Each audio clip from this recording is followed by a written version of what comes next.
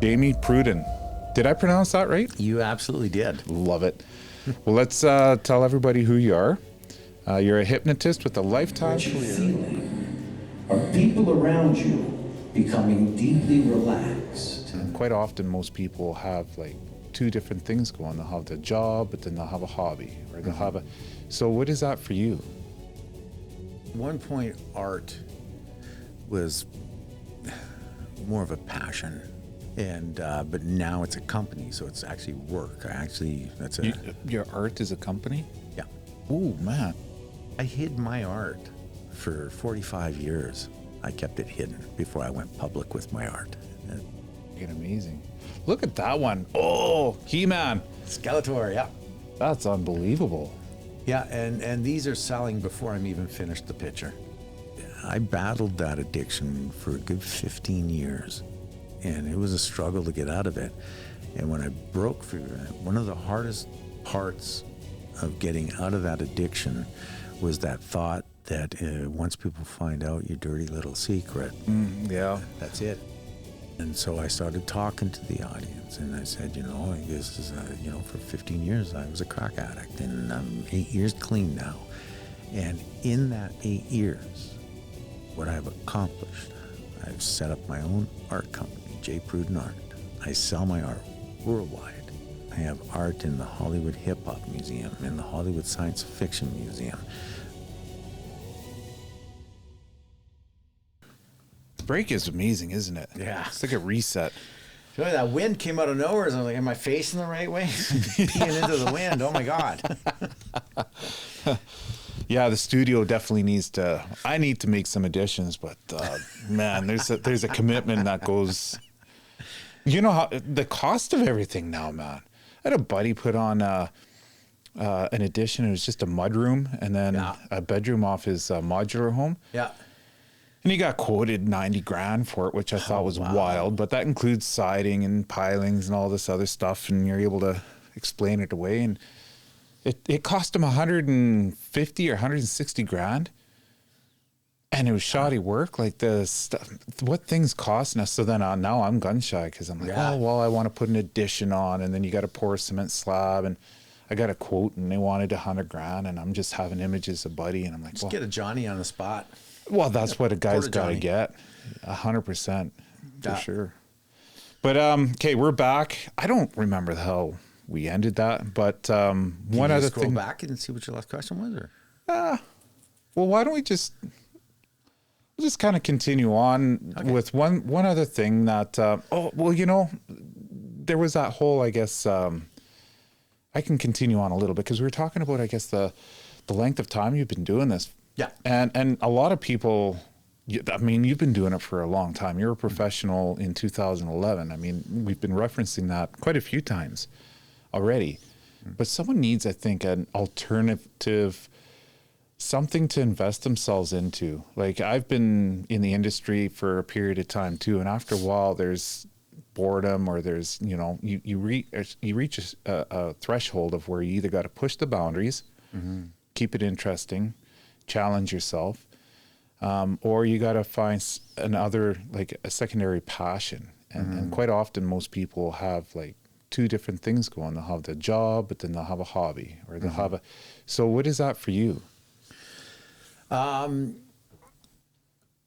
For now, like at one point, art was more of a passion kind of thing.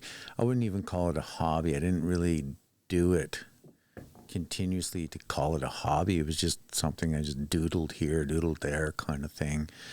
And but now it's a company, so it's actually work. Your art is a company? Yeah. Ooh, man. Tell me more about that. Like, that's grown into.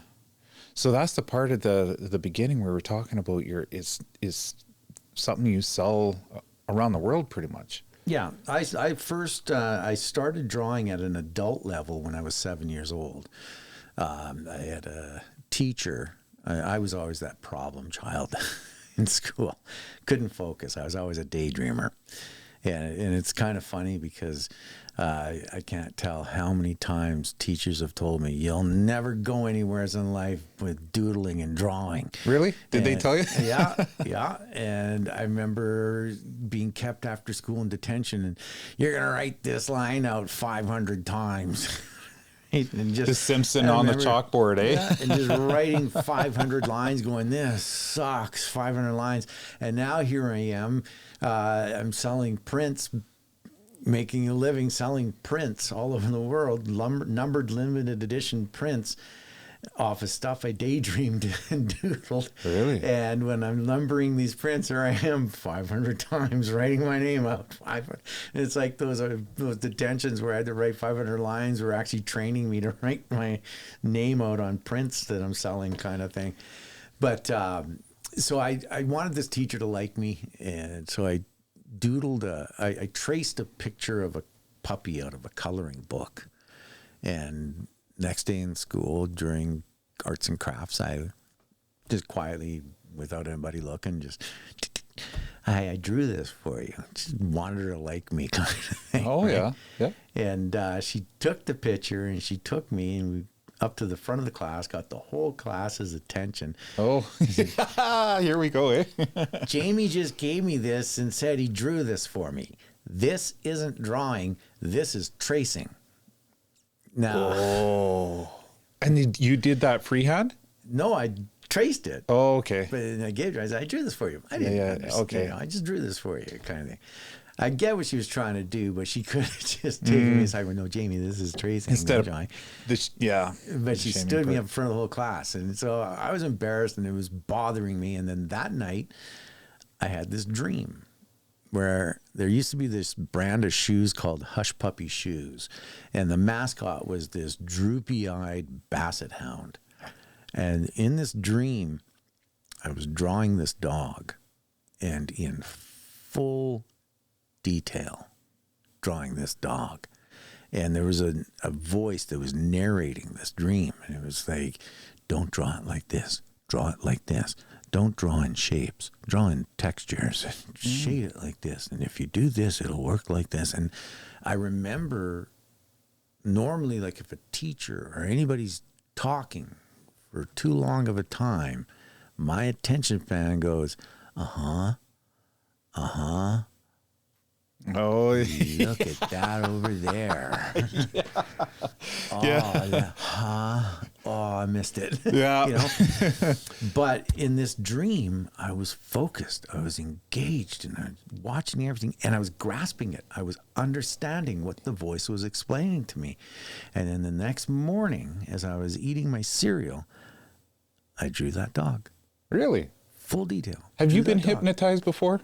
No. Everybody has been. It's a natural mind function.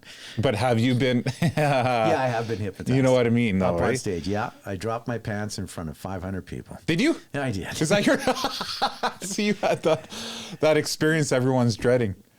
But Son of a. so Was ever that the since- teacher? Was he teach like? Was that a process in the beginning of where you were learning, and that was one of the experiences you had? That was the thing that got me into drawing. And so the next morning when I drew that dog, I was like, yes, I can draw. Oh my God, I got something no one else can do. Yeah, cool. And then it turned out that the only thing that people cared about that I could draw was, hey, Pruden, can you draw my title page for my book report? You know, Oh, yeah. Hey, draw this for me. Draw this for me. Do my title page. Do this. And it wasn't a matter of, hey, you can draw. It was, hey, you can draw this for me. Yeah. Kind of thing, right?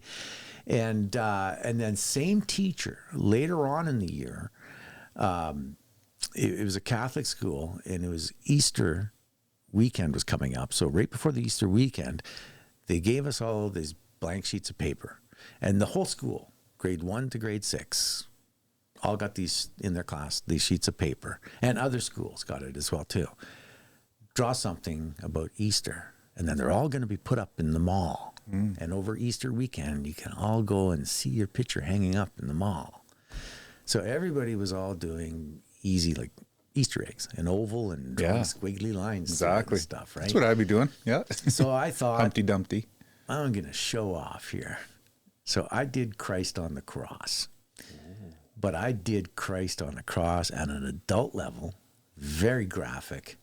Not the on the cross. I did like realistic on the cross, like blood coming out of the nails, exposed blood reality coming from the thorns, whip marks on him, and tortured Christ on the cross at 7 years old, detailed and graphic. And that weekend, all the mall was just full of families walking up and down, and there's my picture. Oh, there's my picture. Ah. And then yours. Where is it? Where they didn't even put it up. No, It's just too graphic. Up and down that mall, back and forth, and not just mine. There wasn't any pictures of Christ on the cross. So I was kind of bummed about that. And then the following school day, I get called down to the guidance counselor's office, and here's my mom and dad sitting in there, and my picture on the desk. And there was this big discussion as to whether or not Jamie needs counseling. Yeah, something wrong with you now, eh? Right? Why is it always, So the counseling I got was taken home, and my mom and dad yelling at me and going, "You're not allowed to draw this type of stuff anymore. No more of this crap." Because I just love drawing monsters and superheroes, and that was my gig. I just love that. "Nope, you draw things that people like. Fruit in a bowl, draw a tree, draw a freaking flower, but you're not drawing this crap anymore." That was the therapy I got. And so I wasn't allowed to draw that type of stuff anymore. So, and plus the fact that just nobody cared that I could draw good. They just wanted me to draw stuff they needed, you know. What people they wanted. And my parents would enter me into kids' drawing contests and stuff like that. And I was always getting disqualified. They'd look at it and go, "No, you had an adult draw this for you." You know, and you couldn't prove it back then otherwise. It was your word and saying, "No, I drew that." "Nah, no kid can draw that. You had an adult draw that for you." And I'd get disqualified. So I just kind of got bummed out about the whole deal and just, you know what, I can draw, but it's just, I'll just do Is that why you got into drawing competitions?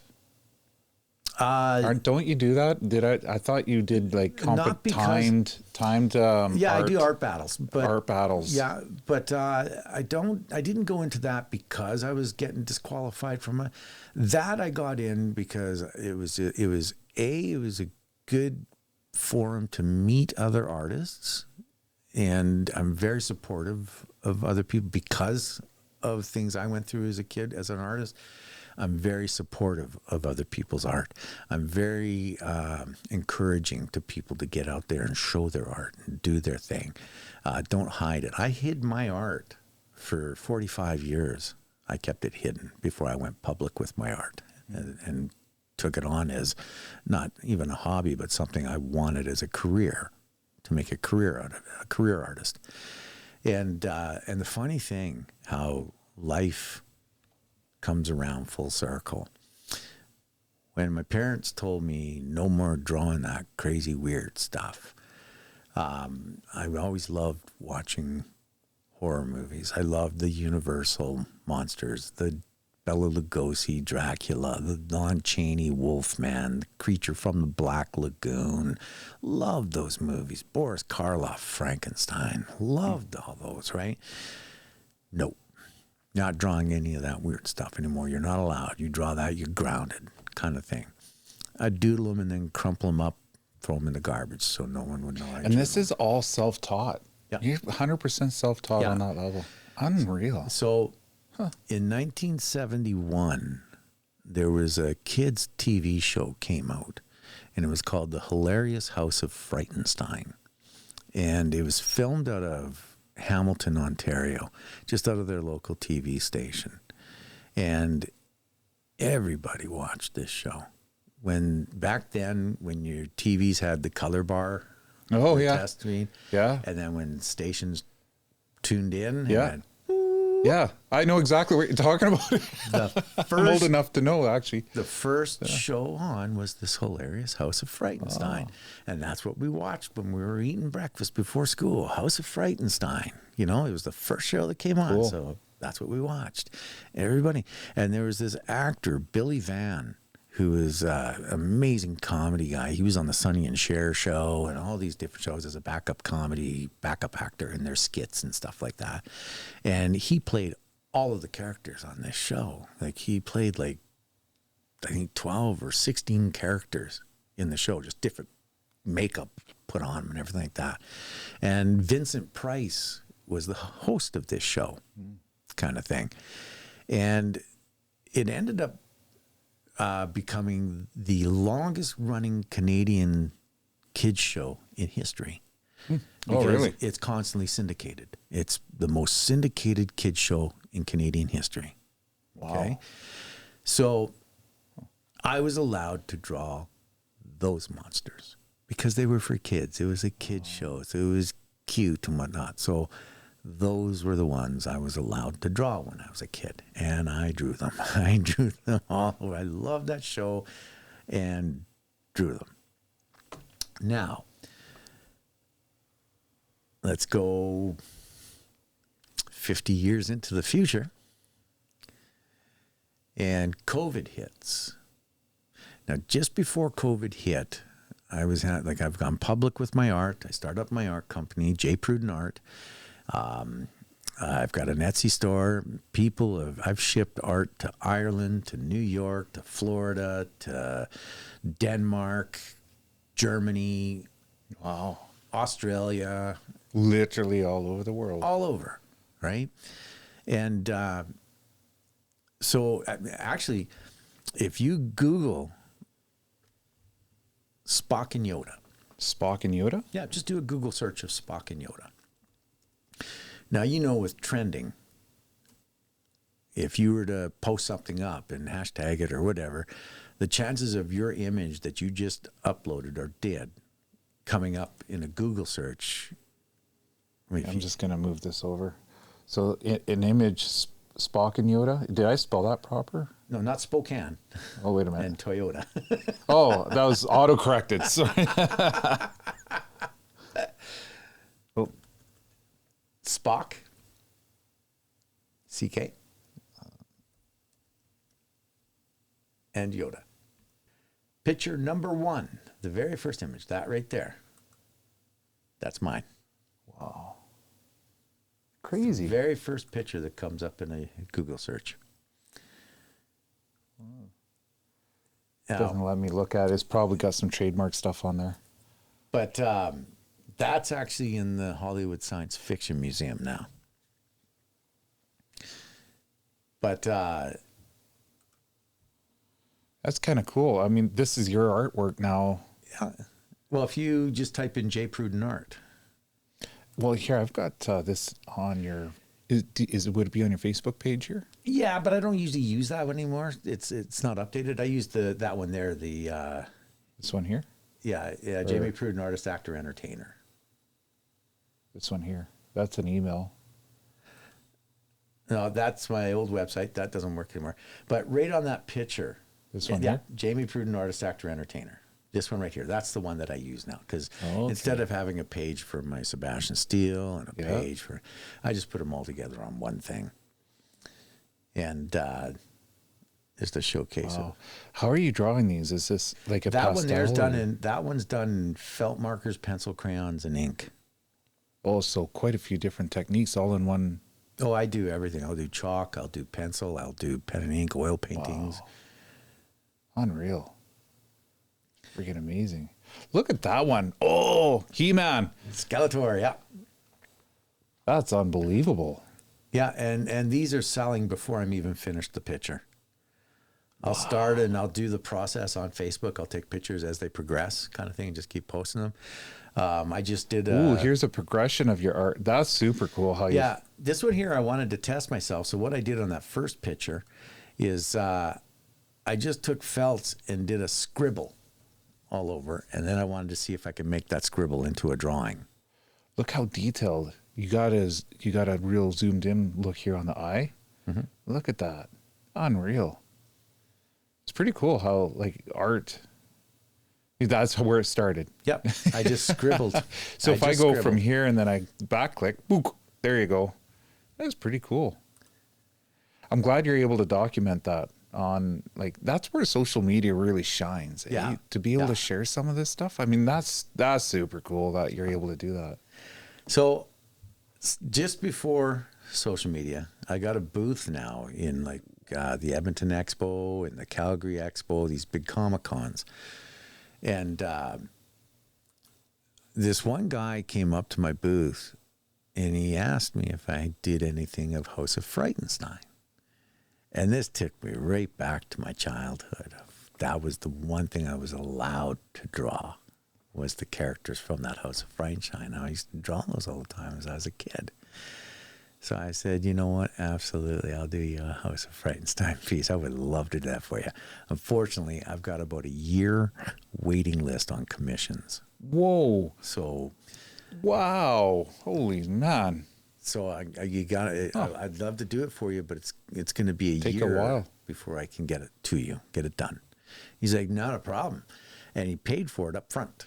All right, so here's the money. I want you to do it. I'll wait. Here's my email. When it's done, email me. Let me know. Okay. A year later, I have the picture finished, and I email him, and the email doesn't work anymore. Oh, no. He doesn't have that email anymore. So I'm like, oh my God, this guy paid for this. How do I get this picture to him? So I posted the picture on social media. I put the guy's name up there, and I put a message there. If anybody knows who this guy is, can you please contact him and let him know I have his picture ready, and this is where he can contact me at to come and get his picture. Yeah.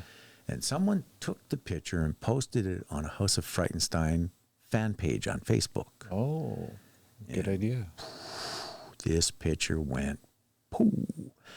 And next thing I know, I'm sitting in my living room watching TV with my son, and my phone rings.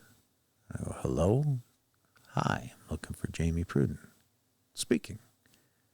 Hi, I'm Mitch Markowitz. Do you know who I am? Yes. Yes, I do. You played Super Hippie on Hilarious House of Frightenstein. Because, yes, I did. And me and my brother were the producers of the show. Wow. I now own the rights to the show. Uh-oh. Am I in trouble for copyright? Yeah. And he laughs. He goes, yeah and no. He says, for decades, people have watched the show through syndication over and over again, and I've had a Superman logo on my shirt all these decades, and DC hasn't sued me. So I'm the last person that's going to hit you on copyright issues. But I have seen your art. I've checked out all your social medias, and I'm a fan of your art. So I am going to allow you to do that picture.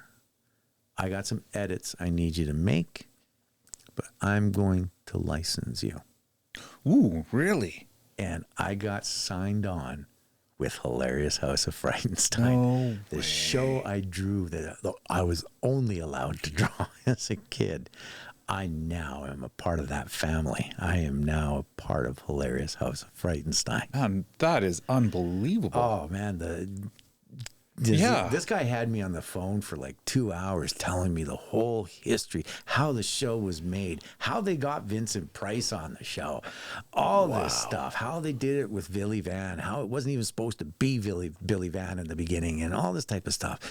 And now I was the one that got commissioned to do their 50th anniversary poster man. kind of thing. Oh, really? Yeah. Just wild. Holy smokes, eh? I just got asked.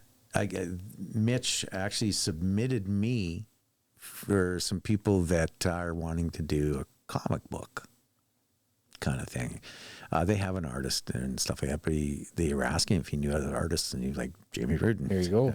So there's that is a big, that'd be kind of cool kind of thing. But it's such a surreal feeling that, you know, something from my childhood that was a pinnacle part of my childhood. Yeah.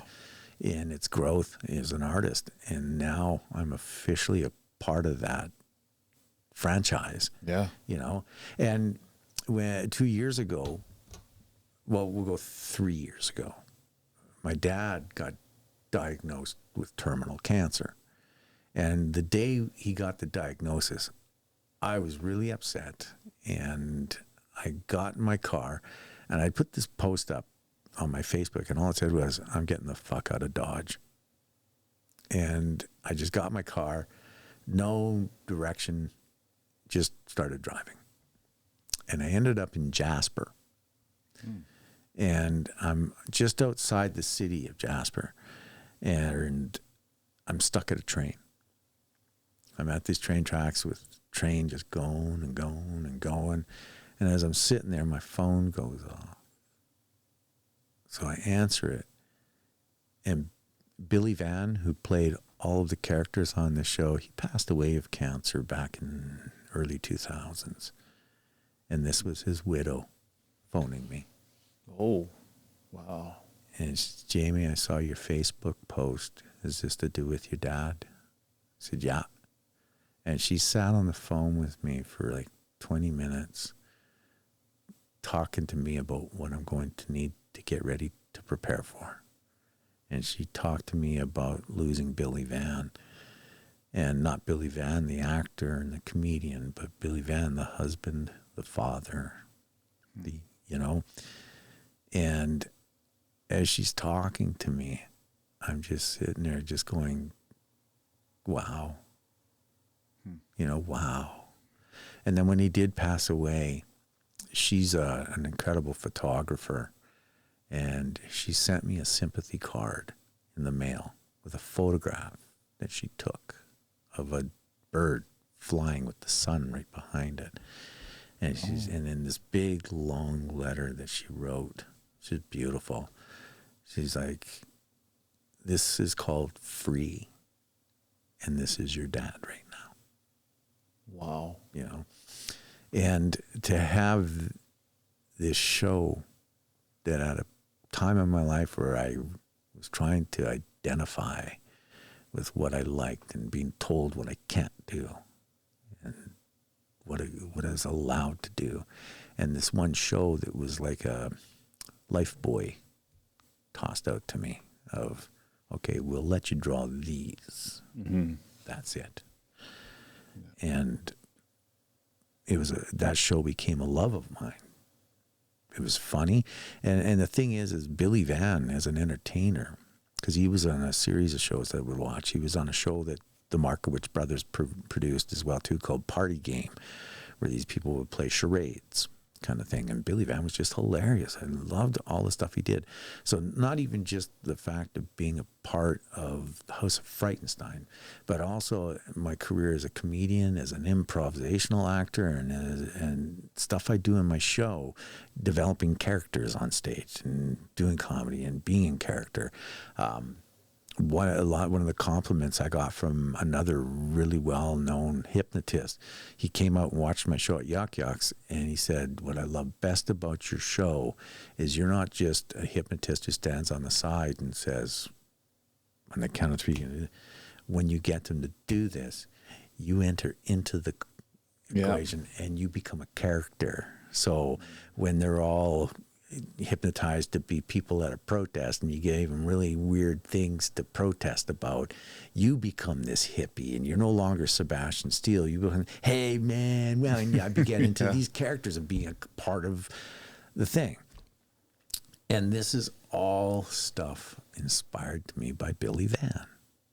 I was always, Billy Van was that type of comedian that I base my style of humor off of, my ability to emulate into a character fast and do it and commit to it and everything was all off of stuff I watched him do. So Billy Van was a big inspiration in my life, both in my art. I drew Billy Van and all of his characters over and over again, and as a comedian, his style of comedy, his formula to comedy, his abilities, they were things I fashioned my traits in doing that. Wow. Based off of Billy Van. And here I am. Such an impact, eh? That's unbelievable. Here I am sitting in a train, stuck on a train. Yeah. And his widow is telling me about what she went through losing that man. There was a beacon for me. And hearing her say, if Billy was alive today, he would have really liked you. Just, Wow. So I'm not even sure how that would have impacted. It probably landed in a bit of a surreal way, almost like poof, it's like, hits you, and you're like, pinch whoa, me. I got to just kind of absorb that for a second. Yeah. Right? It's just, Don't pinch me because I don't want to wake up from this. This is just wow. incredible. Yeah. Well, the other thing too that, I've picked up while you're telling me, a lot of these stories is that you've got a very unique ability to have an understanding and outlook on humanity. Like there's a lot of nuance in the skills and the experiences you've had that's allowed you to be able to express it, through art and on the stage and also, on paper. Mm-hmm. And I'm sure you probably pick up on certain things that'll go unnoticed to the finer thing, the subtle things that probably are just something that's personal that you've acquired over a lifetime. And the relation with Van, especially on that conversation you had in that moment, probably was where there was an acknowledgement of something that not many people pick up on. Mm-hmm. Right? Not art that's why art is so unique from one person to the other. Mm-hmm. And the expression in that art, and I think when other people see the art in the same fashion and see the value in it in a similar point of view or light that you do, is so unique. It's an intimate, I think, understanding, almost like that subtle head nod that not many people get, right? That, there you go. And that's what you're doing, I think, even in telling that story. This very personal, and I don't know too many people that are able to, or there wouldn't be too many people that can relate to maybe the reasoning of what you went through, the experiences you had, and transparency. And that, like that's a very interesting story that you just shared, and what a tribute too, just being able to tell that story. But you do have a very unique comedy, like all the individual skills of art that you've got. And I haven't talked to a million people, but they all have, I think, common denominators, but they're distinctly different from one to the other. And you've got all of them kind of rolled up into one little ball. Very unique. Well, and writing right now, too, is a passion of mine. And I'm actually working on a book right now. Because I try to, when I got clean off of the drugs, I'm going on 8 years clean now. And I was doing like crack, cocaine, stuff like that. And I battled that addiction for a good 15 years. And it was a struggle to get out of it. And when I broke through, one of the hardest parts of getting out of that addiction was that thought that once people find out your dirty little secret, that's it. They're just going to relate to you as a junkie, a crackhead kind of thing. And so that's what made it very difficult to get clean, was because you thought, well, then what's the use? Yeah. It's done. I'm going to be this. Once they find out, society's just going to write me off, kind of thing. That's the end of my career. That's the end of all this. So why bother? So I don't know if you caught what I said at the end of my show last night when I was giving the final suggestions. No, I left a little bit before that. Yeah. So unfortunately, I leave people on stage with final suggestions, positive things, right? And one of them is about addiction. And so I started talking to the audience, and I said, this is, for 15 years I was a crack addict, and I'm 8 years clean now. And in that 8 years, what I've accomplished, I've set up my own art company, Pruden Art. I sell my art worldwide. I got signed on with Hilarious House of Frightenstein. I have art in the Hollywood Hip Hop Museum, in the Hollywood Science Fiction Museum. The museum's going to be opening this year, and I can't say it because I'm on a non-disclosure right now, but I'm going to be going down to LA to put a mural of a very important person on a wall, kind of thing, and in this museum. And it's a historical landmark museum, everything. So, and I'm trying to, and at one point I told her, I said, you know, I am tooting my own horn here right now. I'm bragging. Absolutely, I'm For sure. bragging. Well about stuff deserved. I've done. Yeah. Men Without Hats. Pop Goes the World. Oh, yeah. Safety Yeah. Dance. You can dance if you want to. Yeah. Your friends band. They were my by far favorite band in the 80s. In fact, my improv group with some friends of mine was called Men Without Brains, was our comedy our improv group, the troupe. And their music was our pump music. We would put that in the car on the way to the theater. Oh, really? And just listen to Men Without Hats, just boom, boom, boom, boom, boom. And that was our, pump music as we were getting there, just get us all energetic to perform, right? Yeah. And first year of COVID, I get a message on my phone from the lead singer of Men Without Hats.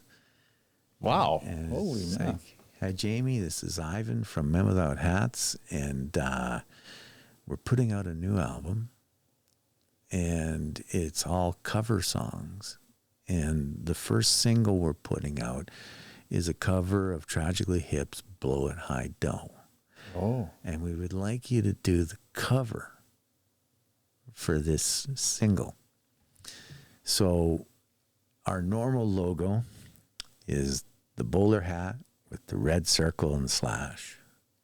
We would like you to do a portrait of Gord Downey in his hat with the feather, Oh, with yeah. a green go circle around it. Huh. So I did the artwork, submitted it to Ivan. Ivan loved it, but the Tragically Hip said no. Oh, no. Ah. They weren't ready to have his image being used, so they just said no. fair enough. You know what? All right. We don't want anybody using his likeness right now, kind of thing, right? And it's understandable. I'm pretty sure, because that was also just after COVID. That was not too long after Gord Downey passed away, so I'm pretty sure No, that was real recent. Well, it was about 4 years, wasn't it? Yeah, and COVID's Roughly. 3 years. So Yeah. it was. So it was pretty recent after his passing, and I can't imagine how many people the Tragically Hip probably had to deal with that were trying to jump on that bandwagon of. Yeah, I can imagine for know. sure. So Protect it and Totally, weed out the absolutely. opportunistic and let the, for sure. I get that. But so my whole talk at the end of that, in regards to addiction, I told everybody, you know, like, look at all these things I've accomplished. And I may sound like I'm bragging, and in a way I am. I'm proud of what I've been able to do in the 8 years that I got clean. But I'm telling you this because if any of you out there are fighting that battle, or you know of someone who's fighting that battle, just know you heard tonight that there is life after addiction. Society won't write you off. That's a very important message. Yeah. That's an increasingly important message. There's a lot going on right now when it comes to that. Mm-hmm. I'm not too sure too many people are unaffected by it. You either are affected directly or indirectly. Mm-hmm. I mean, I know within close family members, just with us, Suddenly they look your way. And the thing about it is that everybody feels that it's unique to them. So And you the smile. experiences are rather They're extreme. shy and they give you a cute little Feels finger like it's wiggle probably a wave. little bit more extreme and So you personal wave than most. back. And the sad part about it is I Playfully, they think blow a you lot a of people are kiss. really struggling with all those right now. And So playfully you it's blow not them a very well kiss understood back. because everybody, They nobody wants catch to your talk about it. kiss It's starting, and it's to the point where they slip it there's into the shame, front of their like penis society and doesn't make allow it for it look because good. I believe the approach on it right now only comes from, I think, a virtuous place without an application on real change. these treatment centers and a lot of stuff. We were just talking about this yesterday with my wife because she's dealing so our son we dealt with, which has its own extreme element to it. And then because of that experience that we had, we have cousins that went through it, and they're able to pretty much take their child without the support of the government, because the government tends to coddle youth and disempower the parents' ability to really have any positive engagement. And they sent this child to the Alberta site, and it's like $100 a day, and he was there for 3 months. Like we're talking $100,000. And at the beginning, this is there's a certain aptitude that of personal, where someone has to be a bit accountable for themselves, and there's no support after, and this money was spent and this child was released and there was no follow-up. The family unit didn't know how to go from there, deal with it. And now the cycle is right back into where there's a lot of destructive behavior starting to resurface. But this is a battle that a lot of people are dealing with, and I think it never fully goes away. Well, it doesn't go away, but I think the positive, I think the silver lining is that people are it's becoming more of the public awareness, and I think there is attention being made, and even though there's just one step being addressed, and we need 4 or 5 more steps to continue that on, this something that's going to have some real impact, healthy impact. Step 1 was taken so far, I think, right? So we just need to be able to keep that momentum going, and the more the public awareness comes in and people don't feel like they're isolated 100%. and the more this starts to soften and the approach can be dealt with, With my Sabastian show, I actually tour around now. November in a lot of Indigenous communities is Wellness Week in the last week of November, where a lot of Indigenous First Nation, it's that week where they bring in a lot of people to talk about addiction awareness kind of thing. So I tour to a lot of First Nations and talk about addiction awareness as well too. And then I'll put on a hypnosis show with the kids and stuff like that. But I'll go to the schools and have these talks.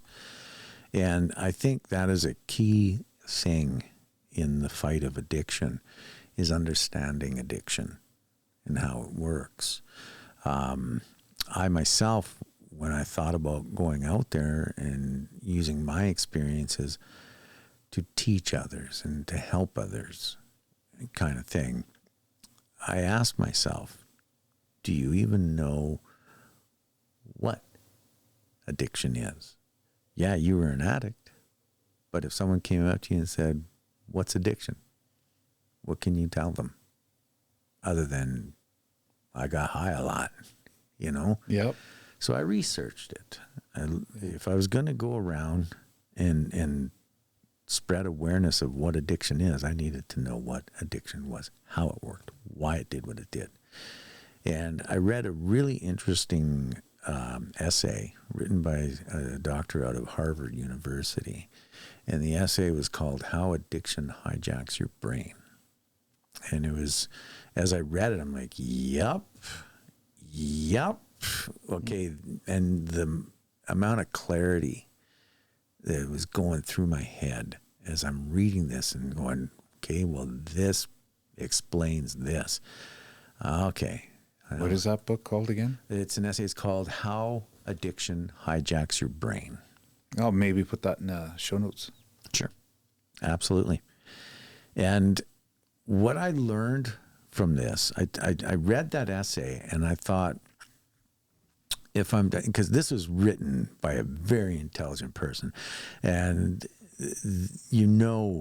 that the dialogue in this essay is very technical, very, but if I'm going to go around and talk to high school students, how long am I going to keep their attention span if I'm using a lot of big words? Oh, yeah. All of a sudden, bird, mouse, look at that go. Right? Yeah. So I came up with a way that I can talk to them with the gist of what this means, that I can put it into words that they'd understand, and analogies that they would understand and such. And one of the things, like I've had people come up to me and say, you know, like, I'm in love with this person, but they just keep going back to the drugs. And why are they choosing that? I thought they loved me. They said they loved me. And if they love me, then why can't they just stop? If I've told them it's the drugs or me, and they can't stop doing the drugs, but they say they love me. How can this be? And it's just a simple matter of explaining to them, you know, when you're fighting addiction, your ability to make decisions is compromised. That part of your brain doesn't work right anymore. It's compromised. There's a place in the center of your brain, the nucleus accumbens. I never know if I'm pronouncing it right. And it's a nerve cluster of nerves, okay? And inside that cluster of nerves, there's your hippocampus, which controls all your memory.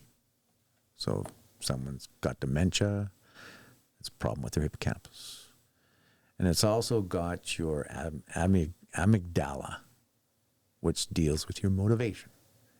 Now, both of these are right inside that nerve cluster.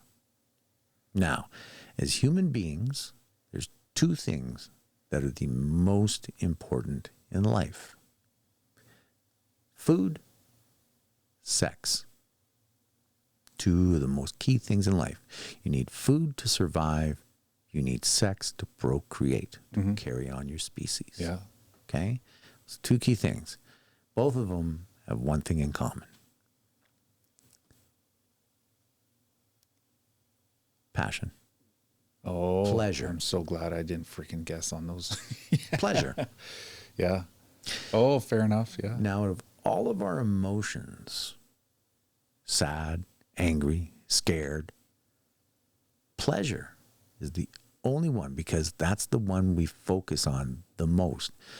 It's how we reward our kids. It's how we get rewards. It's what makes us strive to do better. It's because pleasure. When anger doesn't make us want to do better. No. Fear doesn't make us want to do better. Sad doesn't want to make us do better. Pleasure makes us want to do more, do better. So that's the one this nerve cluster focuses on the most. So that out of all of our emotions, pleasure is the only one that has its own neurotransmitter that sends signals to the brain that it's happening. Dopamine. It's the only one that has dopamine, the Really? neurotransmitter. When you're experiencing it, it sends that to the brain functions, right? So when you experience something, pleasure, good meal, a piece, winning something on a VLT machine, Yeah. you know, a girl you have a crush on looks at you. Oh, she noticed me. Yeah. Dopamine comes out. Okay? And your hippocampus picks up on that in that nerve cluster and remembers it, remembers that feeling. The amygdala has you react on it. So you feel it and you react on it. Now, those are all tied in with your prefrontal cortex, and that's the part of your brain where your decision making is. Gary Busey got in a motorcycle accident years ago. That part of his brain is compromised. Gary Busey doesn't know a good decision from a bad decision. He cannot decipher the difference between the two. People love having him on reality shows because he just looks so crazy in the stuff he do. And it's actually quite sad because he suffered damage to that part of his brain that he just simply can't make those decisions. It's corrupted. It's broken. But everybody finds comedy in that, in reality, too. They keep putting him on those shows. Look how crazy Gary Busey is, you know? And that's the same thing as in addiction. That dopamine that you get from pleasures in life, once you put in a chemical or an addictive actor, the dopamine is times by 30. It's on steroids. It hits your brain, hits your hippocampus, hits the amygdala, focuses into your decision making, hijacks your brain. So now, when a person puts $20 in and says, I know I got a problem with this, so I'm telling myself right now, I'm only spending $20 on this VLT. Once I use that $20, I'm done. I'm walking away. I'm telling myself, that's my limit, $20. Spends the $20. Okay, $20 more, just $20 more, but that's it. Yeah. That's my limit. By the end of the night, their power's going to get turned off because they can't pay the power bill because they went and put it all inside them. When they started going, just $20, but they can't make those decisions. That part of your brain is corrupted. It's corroded with the addiction. I definitely have a way better understanding of that now that I don't think most people are on the same that's page. just it. So how does like that? But it's complicated though, because where does, you know, awareness and the moral compass and self-restraint and all these other, like I by asking that question, it isn't with the intent to discredit anything up to that point. Yeah. Better awareness and asking a question is just that. It's just to have a better awareness, because you can't ignore there's so much more to it than just a simple answer. There's a lot of other elements, and so there is other factors at play. Well, so in this case, it would be the differently. Absolutely. Yeah. So that unique, I think, is what makes you an individual and a person that is, you know, obviously, you know, just unique in your own right. You have those other elements of uniqueness when it comes to the moral compass, understanding what you think is right or wrong. What is the difference? Like when you make a decision and you don't know if it's right or wrong, or what is at play now where you have that drive and that ambition and that wanting to make change for the better, and sometimes you can't because the overriding factors that you explain, but then there has to be that ability to be able to have the tools and the application and self-restraint to be able to make those changes. And there's all these other things, like there's emotions and everything that kind of go into trying to have control over it and be unique and have accountability and that ability to make decisions for yourself. When I was doing the drugs, I mean, crack is a drug that, you know, like pot's socially accepted, right? To a certain degree, cocaine's socially accepted. It was a very social drug back in the 80s and the 90s for sure. The only reason it's kind of frowned upon now is the fact that it's having fentanyl pumped into it. So it's dangerous. You're gambling when you do it, kind of thing. But once you start cooking that cocaine and turning it into a rock and putting it in a pipe, then it's down there with the levels of heroin and meth. They're the dirty little drugs. Here, the pot and doing lines of cocaine or whatnot, you're just partying. These ones, you're a junkie. These ones are the ones people are like embarrassed about. This one, I don't care if anybody knows I'm smoking pot. I'm not doing anything wrong. If I'm doing a rail of cocaine, I'm just partying. If you don't like it, whatever, not a big deal. You smoke crack, junkie, low life, scum. Well, it numbs your ability to be able to make those decisions. Well, and the thing is, when you're in that position, like for myself, when it came to getting clean, during that, when you're doing things like crack, it becomes your dirty little secret. You don't want people to know. You hide it.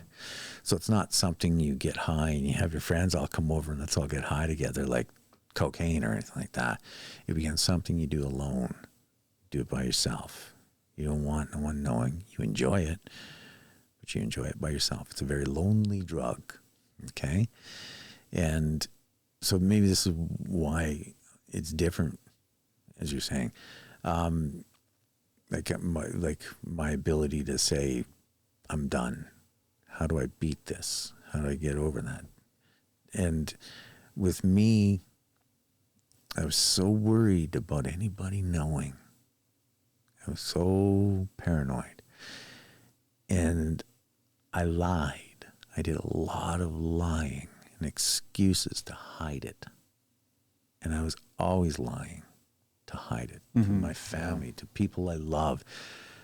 I lied and lied and lied. Outlandish lies that if you hear them now, you're like, that worked? You thought that would work? Like, oh my God, that was a desperate lie, you know? And when there was so many times as an entertainer on the road, being in like a small town hotel, no TV, bathrooms down the hallway kind of thing, and no internet, nothing, and you're sitting in your room, and I'd just be staring at the ceiling, and just this anxiety, who all I've lied to and I've hurt that I care about, and I can't stop. Why can't I stop this drug? I'm hurting people, and I feel like shit. I feel horrible. I want to cry. I want to die. This sucks. My mom, stepmother, out of the blue, got diagnosed. She had a tumor on the left side of her brain the size of a softball. Nobody knew it was there until one day. Wow. She couldn't remember anything. And she couldn't talk other than repeating the last three words she heard you saying. And her whole 50% of her cognitive gone overnight, right? To see her sign her name was like a kindergarten kid scribbling kind of thing. And when it came down to the last part of her life in hospice, the family was all gathering around, doing their, 24-hour bedside, be there. We would in shifts. So you're doing the day, I'll come in at 6 o'clock and I'll take through the night shift and sleep on a cot by your bed kind of thing. We were all doing that. And I was doing a night watch, sleeping on a cot. And it was about 3 o'clock in the morning. And I was sitting up. I don't know what I was doing, but all of a sudden, this woman who can't barely talk sat up in her bed and looked at me and just went, I know. And then laid back down, went to sleep.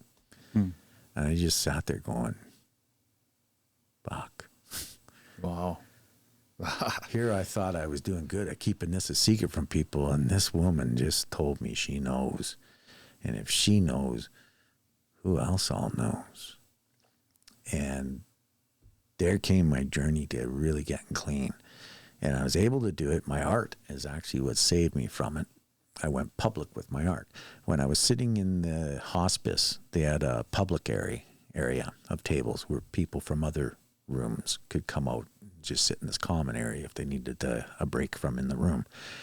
And so I had about 20 drawings that I had started and never finished. And I thought, okay, well, that's how I'll kill my time, is I'll take these to the hospice in the common area. I'll work on those and I'll finish these drawings.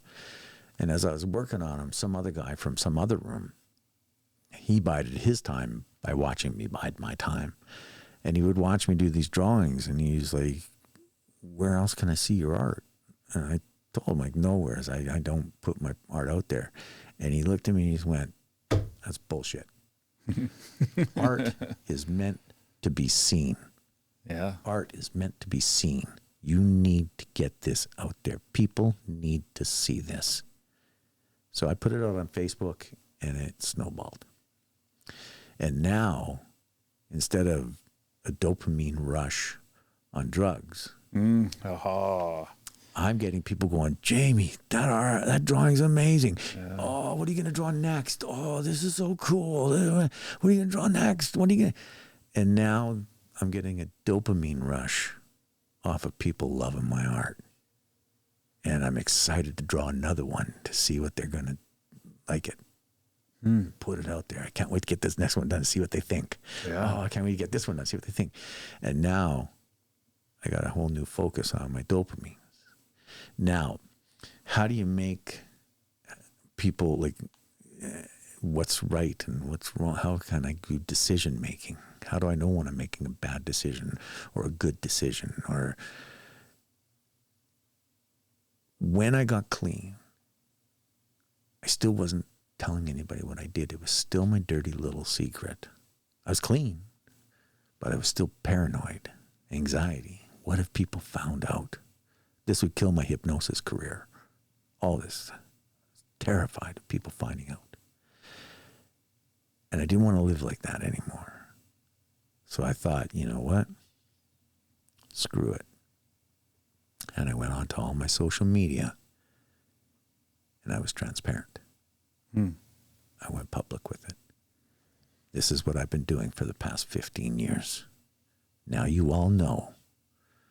I'm sure I'm going to lose some of you as friends, but I'm hoping there's some of you out there that aren't going to judge me on what I did, but are going to stick around and see what I'm going to become. I've been clean for 2 years now, and I plan on continuing, and I could use your support. This is... Wow. And Talk then, about vulnerability, opening yourself up, eh? well, from Just that throwing it moment, out the there. freedom Yeah. that came out of that, the freedom that came out of that was just a huge weight lifted, and no stress now, no anxiety kind of thing. So when it comes to how do I know if I'm getting my decision making back again towards making dinner back, I vowed in that moment, once I got clean, that from that moment on, anything I do in life that I'm making a choice, that I'm making a decision on, I ask myself this: if you do this, will you have to lie about it? Will you have to make excuses for it? Yeah. So that's your constant. That's my constant. So I've told myself, if you ever have to lie about what you're doing or make excuses for what you're doing, should you be doing it? Creating, I guess a baseline, you can call it too, just a something of reference. That's a very interesting. I think that applies to everybody, not just like that's just, I think, a life, I think. But when you've got a hijacked brain, how do you know if you've got that hijacked brain back again? It's a simple question. Yeah. Do you need to lie about this?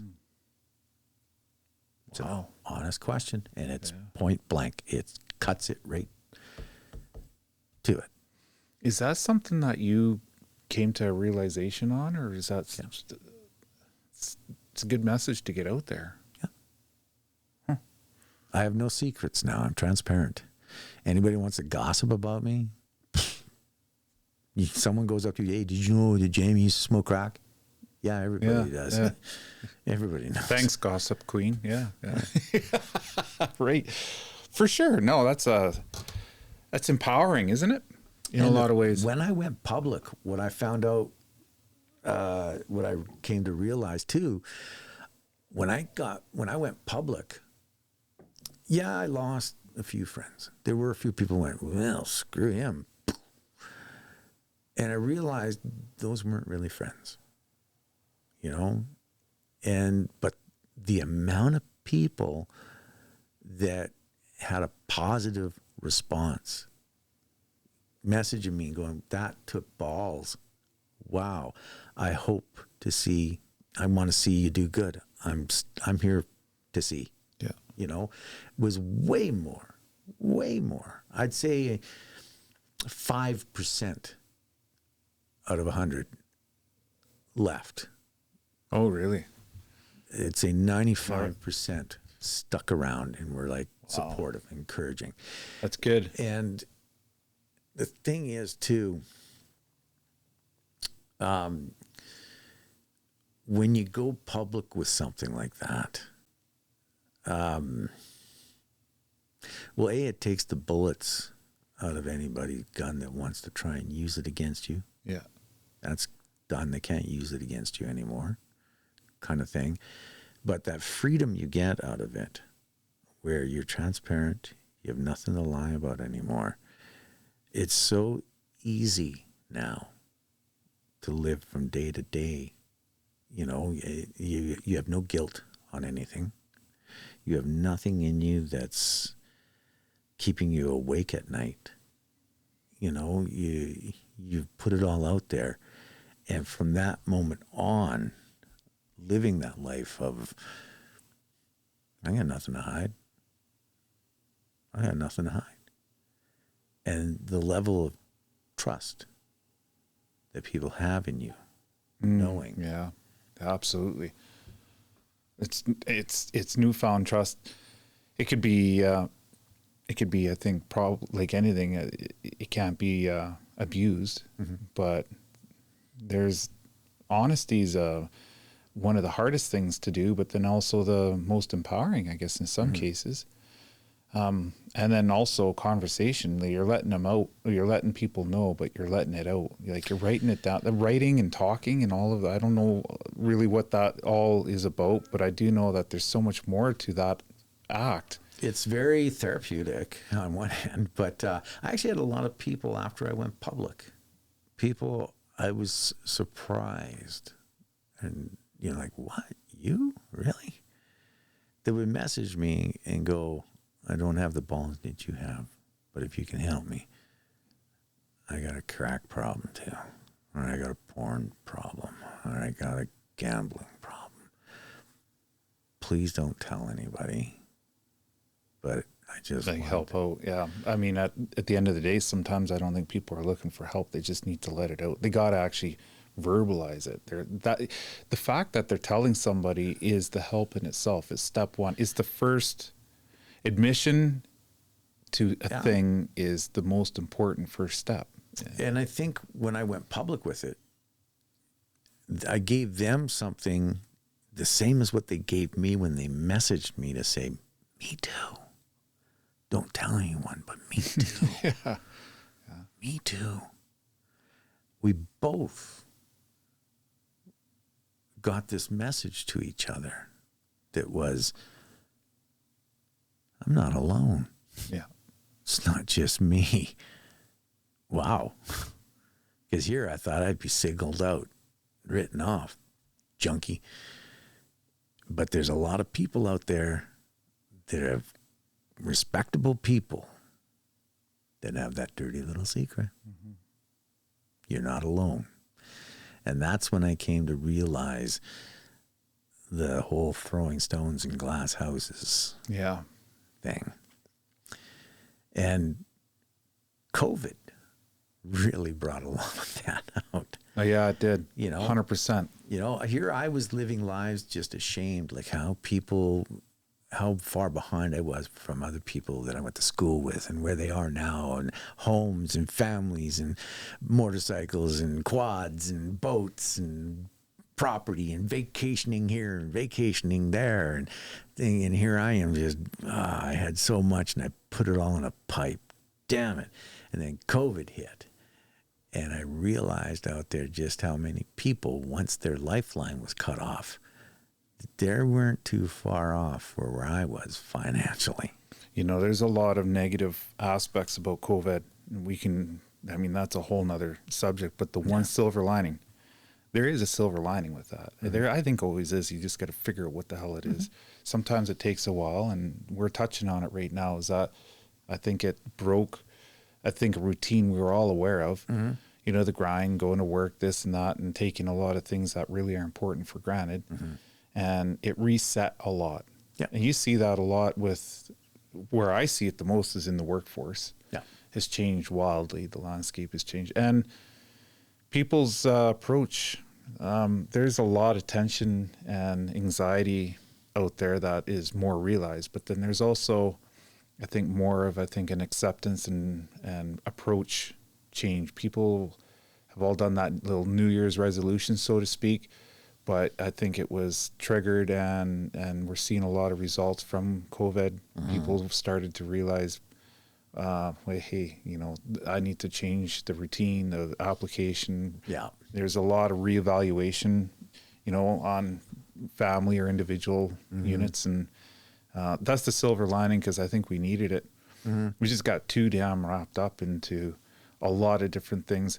The standard of living and the culture and all of that kind of stuff, I think, is good. It's just, I think, the old boys who had all these little sayings like slow down and smell the roses. I mean, we think we have an understanding of it, but we really don't unless you have an experience, much like COVID. And then it puts a whole different perception on things. It's like, okay, I get that coin phrase a whole lot better than I used to. So that's I think, a takeaway on a positive experience out of, I think, something that was pretty destructive. Like that whole experience in history now in 2020 was, bad things, but there's also, like I said, and I don't want to be repetitive, but there was, you touched on it as far as the takeaway of all of that. And it's a little bit of a common, there is a bit of a common connection now. You had an experience that's like mine now. We both went through it, and there's that understanding. It's hard to explain unless you go through it. And that's that common thing that most people have, that can relate to. So it's a unity thing. We all kind of, I think, had it in one form or another. Yeah. Yeah. So we should wrap it up. I want you to have last word, but before I do that, I want to give a couple more shout outs here that I thought about while we were talking. To go back to the Lido, of course, I definitely want to, we touched on that once already, but that's honest. Lido, Brian, Cindy, everybody at the Lido. Absolutely. Huge shout out. Thank you for making this possible, because without them, we would have never had this opportunity. And also, Giannis Palm, who's over at the Lido too. You talked about him. He's helped me out with leveling up my game, so to speak, when it comes to the videography and stuff like that. And Skylar Roswell, he's also with Giannis. Skylar owns Systems Rentals. Okay. And, him and Brian and that whole team over there, I just want to give him a shout out and throw a little acknowledgement that it's not just me, even though in a lot of cases I am a one-man show, and in some cases it's not possible without the support and people seeing the value in what we're doing right now. And Giannis, Skylar, Brian, a lot of different people out there. It hasn't gone unnoticed, and it's appreciated. Yeah. So, what about you? Any shout outs or final last words before we do the adiosi? Well, I do want to say a thank you out to Brian. He is one heck of a guy who really knows how to handle his entertainers and take care of them. I want to give a shout out to my gal Penny, because we both went through things in our past that made us really question where we want to go, what we want to do with life. And it was a complete happen chance that we found each other. And we're both our lives are just happy now, kind of thing.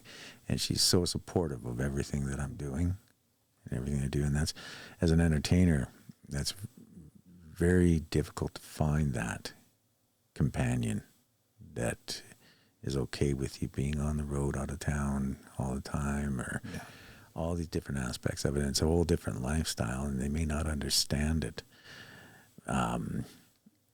We think a different way, we take a lot of chances. We do a lot of things where, you sure you want to do that? And, as entertainers, if we want to accomplish something, we got to take that leap of faith and hope it works, And it scares her a lot of times, but she stands behind me and says, I trust you. I wouldn't do it, but you know what you're doing, so go do it.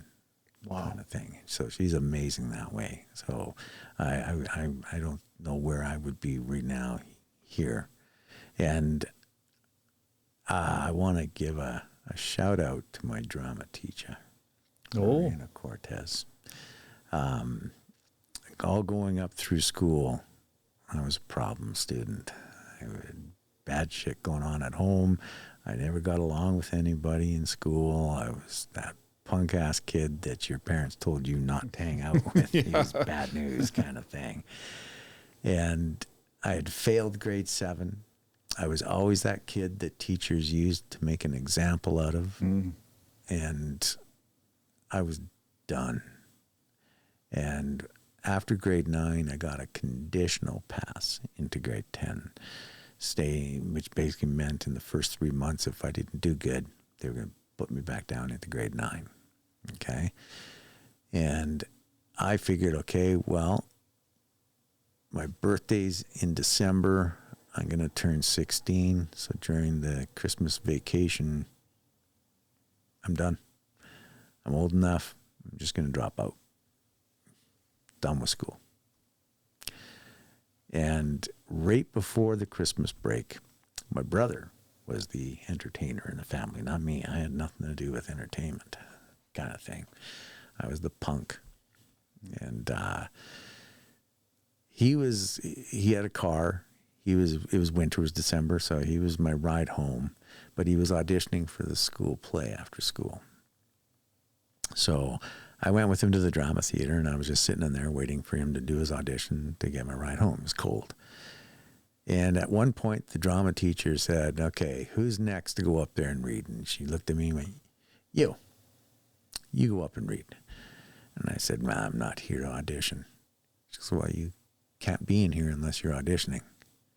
So got up, grabbed my coat, and started towards the door. And she was like, where are you going? You just told me I can't be in here. She goes, listen, why don't you drop your coat, drop your attitude, pick up a script, go up on that stage, and just read a couple of lines so that you can stay in here. You know, this is the part where normally I'm being made an example out of, and the class is all laughing or smirking at me. But when I looked around the room, it was a bunch of students looking at me going, do it. Get up there.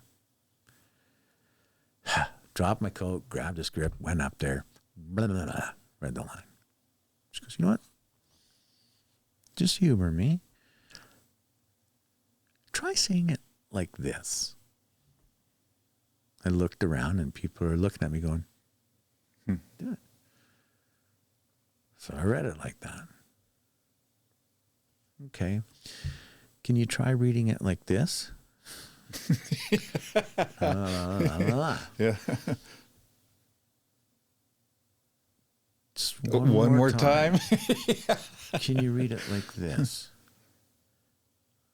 Okay. Thank you. So I sat down. After the weekend, there was this one hallway in the school. It was like a T intersection right by the office. And it was the busiest because it was a 2-story school, 300 students. So when the bell rang and people were going to their next class, this was a traffic jam area. This way, all converging from all 3 areas, passing through this one section of hallway. This drama teacher, she's very short, took a chair before the bell rang and put it in that T section and stood on that chair. And when the bell rang, as I was going through that intersection, all I heard was, Pruden. Yeah. Come here. No hiding. Okay, what does she want with me? I'm not in drama or anything like that. What does she want? So she pulls me over. She goes, listen, I didn't cast you in the play. I wasn't really auditioning to be in the play. It's all good. She goes, but your art teacher told me that you've got some skills. I was wondering if you'd be willing to design our programs and our posters for the play. Also, I could use someone with artistic skills to help me create my sets, my flats, paint my flats for the sets for the play. So would you be willing after Christmas break to come back here And after school and lunch hours, while we're rehearsing the play, if you could work on these sets, I think you'd do really good at creating brick for the castle and all this type of stuff. And I said, well, it's very kind of you, but I actually don't plan on coming back after the Christmas break. I'm going to drop out. And she said, I'm very sad to hear that. Can you do me a favor? I said, what? She goes, can you just give me 3 months of your time? That's all I'm asking. 3 months. In 3 months, if I can't talk you talk you out of dropping out, if I can't talk you out of dropping out, then drop out. No harm, no foul. But if I can talk you into staying into school, next year, you take drama. Deal. We shook on it.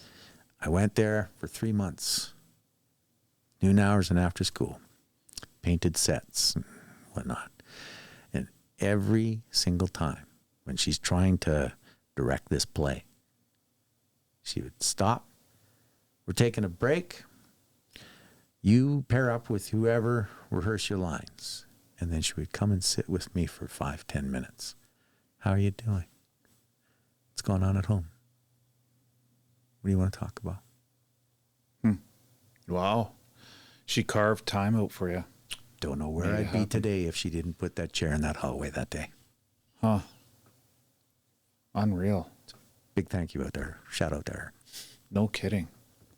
That's a hell of a story. I'm glad you shipped. Man, this has been awesome, Jamie. I'm freaking real. Kevin, thank you so much for having me on here. It's great. Oh, man. It's all my pleasure. All my pleasure. And doors open. Next time you're in Fort St. John again, man, I'll be a little disappointed if you don't reach out. Absolutely. Awesome. Okay, well, until then, you have a good one. Take care. You too. And thanks for watching, guys.